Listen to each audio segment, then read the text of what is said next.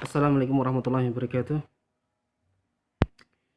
Perkenalkan, nama saya Zaidun Nugroho, Askap MM.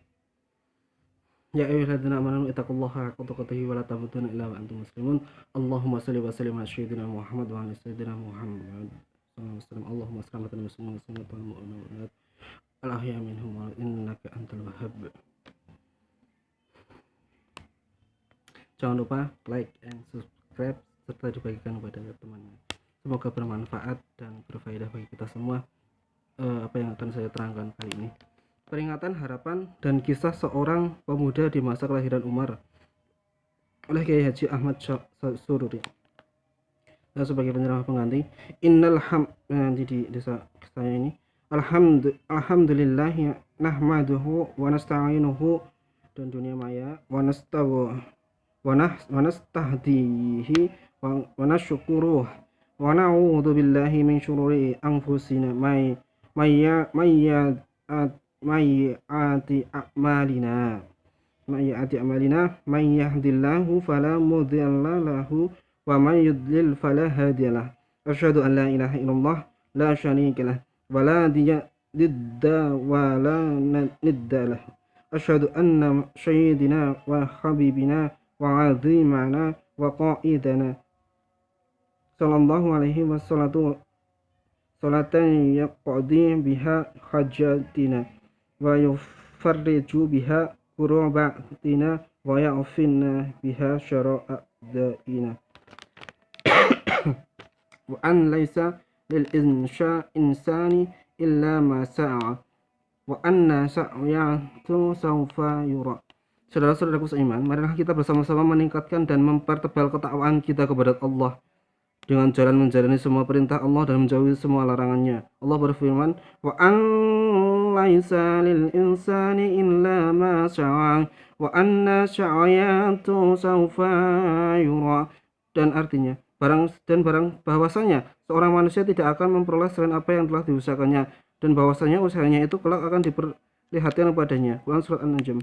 Nabi SAW bersabda, jika salah seorang di antara kalian mati dan ia telah dikebumikan, maka hendaklah salah seorang dari kalian berdiri di atas kuburannya, kemudian mengucapkanlah, wahai saudaraku, kemudian ulangilah ucapannya sebanyak 3 kali.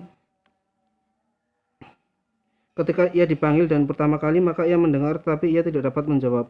Ketika ia dipanggil dan kedua kalinya, maka ia duduk. Dan ketika ia dipanggil yang ketiga kalinya, maka ia berkata, tentulah aku untuk menjawab semua pertanyaan Munkar dan Nangkir alaihissalam.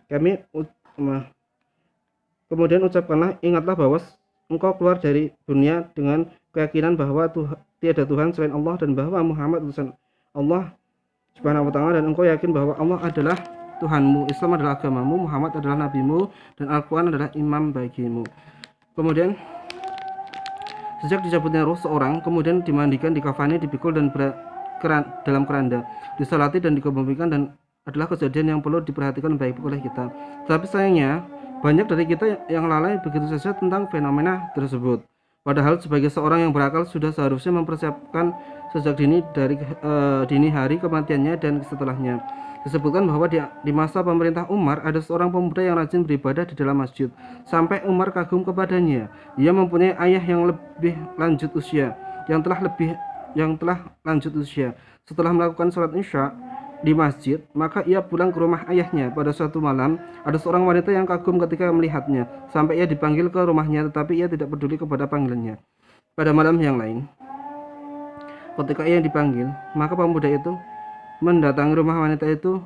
Ketika ia hendak masuk, ia teringat firman Allah, A'udzubillahi minasyaitonirrajim, bismillahirrahmanirrahim, innal ladzina taqaw idza massahum ta'ifum minasyaitonir tadzakkaru fa idza hum mubsirun. Sesungguhnya orang-orang yang bertakwa bila mereka ditimpa was-was dari syaitan, mereka ingat kepada Allah, maka ketika itu juga mereka melihat kesalahan-kesalahannya. Quran surah Al-A'raf ayat 201. Maka ia pingsan sehingga wanita itu memanggil pembantunya perempuan, kemudian keduanya mengangkatnya ke rumah ayahnya. Setelahnya sampai di rumah ayahnya, maka ayahnya terkejut ketika melihat putranya sedang pingsan. Setelah putranya sadar, maka sang ayah bertanya, putraku, mengapa engkau pingsan? Setelah diberitahu oleh ayahnya tentang sebabnya, maka sang ayah bertanya, putraku, firman Allah yang mana yang menyebabkan kau pingsan? Jawab sang anak, aku teringat firman Allah, sesungguhnya orang yang bertakwa bila mereka ditimpa waswas dari syaitan maka ingat kepada Allah, maka ketika itu mereka juga melihat kesalahan-kesalahannya. Surah Al-A'raf ayat 201. Setelah itu ia tidak sadar, kemudian ketika tubuhnya digerakkan oleh mereka, ternyata pemuda itu telah menghembuskan nafasnya yang terakhir. Maka mayatnya dimandikan, dikafani, disalati, dan dimakamkan di malam hari. Ketika kejadian itu dilaporkan kepada Umar, maka ia melayat ke rumahnya, kemudian sambil berkata, mengapa engkau? Umar berkata, tidak memberitahuku tentang kematiannya. Jawab ayahnya, wahai Amirul Mukminin, karena kami mengebumikannya di malam hari. Kata Umar, mari kita bersama-sama ke kuburannya. Setelah sampai di kuburannya, maka Umar melakukan sholat mayit bersama kawan-kawannya, dan Umar berbicara, bukan membicarakan, karena membicarakan mayit adalah suatu hal yang diharamkan oleh Islam. Dan Umar berbicara kepada si mayit, wahai pemuda yang telah mati, sesungguhnya engkau yang takut kepada kebesaran Tuhannya, maka ia diberi 2 surga.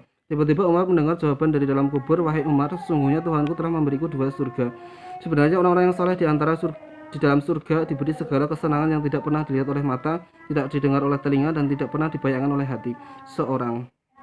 Kesenangan di dunia ini tidak sebanding dengan kesenangan di akhirat sedikitpun, karena di dalam surga terdapat berbagai istana dari emas dan perak. Di dalamnya terdapat 4 macam sungai, ada sungai madu, ada sungai susu, ada sungai madu, ada sungai khamr, dan air tawar yang segar. Setiap orang di antara kita pasti akan mati, tetapi tidak seorang pun ingin mendengar pembicaraan tentang kematian. Khamr di dunia tidak diperkenankan di Indonesia juga karena melanggar syariat Islam, bahwa khamr dapat melupakan. Ingat hadis Rasulullah SAW bahwa ada seorang yang minum khamr kemudian memperkosa dan kemudian membunuh, dan itu tidak diperkenankan karena khamr sendiri itu artinya adalah minuman keras yang merusak. Kemudian di manakah ayah-ayah dan para sesepuh kalian? Di manakah orang-orang yang kaya dan orang-orang besar? Apa arti dunia tempat menanam untuk akhirat? Apakah di sana ada tempat-tempat untuk bercocok tanam sehingga dapat membuahkan hasil yang